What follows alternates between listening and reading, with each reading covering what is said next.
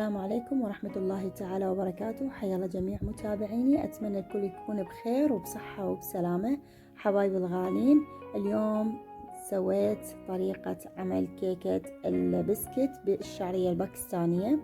طبعا كيكة كلش طيبة ولذيذة ورائعة، أتمنى تجربوها وتنطوني رأيكم بيها.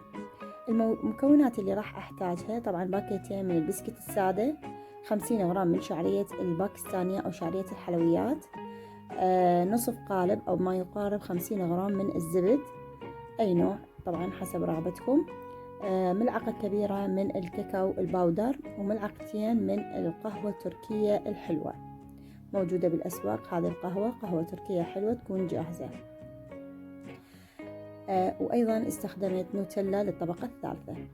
هنا أنا كسرت البسكت بإيدي، وكسرت أيضا الشعرية الباكستانية أو شعرية الحلويات، خليتهم بهذا الوعاء وخلطتهم كل زين. ضفت لهم نصف قالب الزبد، موعته أو ذوبته بالميكروويف ضفت عليهم الكاكاو والكاكاو الباودر وأيضا القهوة التركية، وضفت عليهم نصف كوب من القطر أو الشيرة الخفيفة القوام. ما أريدها ثخينة حتى لا تكون حلوة حيل، خفيفة بس حتى تلزم عندي المكونات أو تتماسك عندي المكونات. طبعا هنا بديت رصيتهم العجينة كلها، رصيتها بصينية الحلويات مثل ما شفتوا. وهنا أنا راح أسوي الطبقة الثانية، هي كريمة الشانتيه أو أنا استخدمت كريمة الفيزون، وضفت لهم 3/4 طبعا كوب من كريمة الفيزون على 3/4 من الحليب البارد، بارد كلش. ضفت له أيضا ظرف من الفانيلا، وخلطتهم بهذا الشكل لحد ما صارت عندي كريمة بالقوام مطلوب مثل ما تشوفون.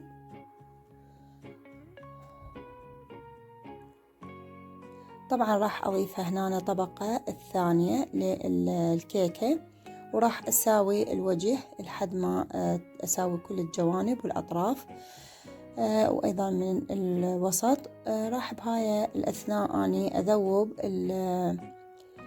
أو مذوبة عندي النوتيلا. طبعا النوتيلا 3 ملاعق كبيرة من النوتيلا، ذوبتهم على 3 ملاعق من الحليب السائل لحد ما ذابت عندي. طبعا هنا أنا بقيت القليل من الشعرية الباكستانية حتى أخليها على وجه الكريمة، تكون عندي أكثر قرمشة عند يعني الأكل أو القص، يعني عند من أقص الكيكة وأقدمها. طبعا هنا مثل ما تشوفون راح أخلي الكاكاو والطبقة الثالثة بعد ما ذوبته بهذا الشكل.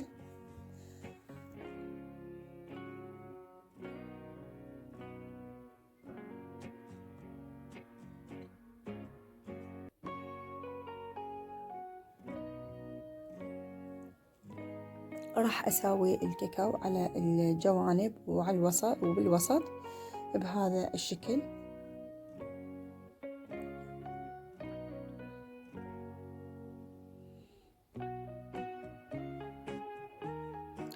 أتمنى طريقتنا تنال إعجابكم، وأتمنى منكم تجربوها وتنطون رأيكم بها.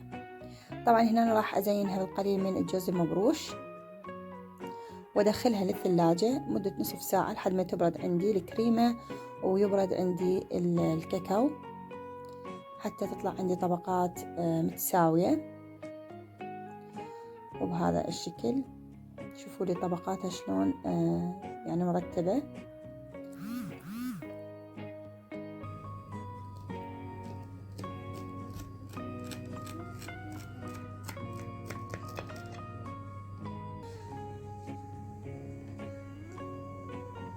هذا شكلها النهائي. أتمنى يا ربي يعجبكم، تنطون رأيكم بيها. في أمان الله وحفظه، مع ألف سلامة.